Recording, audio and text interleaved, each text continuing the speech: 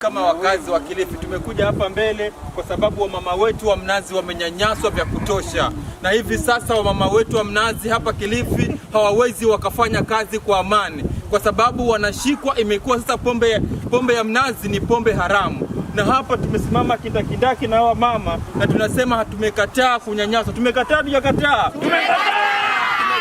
kunyanyasa, na hawa mama wamesema chifu aliyeko hapa Jeremiah ndiye ambaye anawahangaisha, na tunataka kumwambia hapa siku ya leo ya kwamba hawa ni wazazi, hawa ni wamama na wana majukumu na wamelea watoto wao kupitia pombe ya mnazi. Tunakuomba kama kuna makosa hawa mama wamefanya, waitwe waelezewe na hiyo tatizo suluhisho, lakini kuhangaishwa kwa mama wetu sisi tumekataa.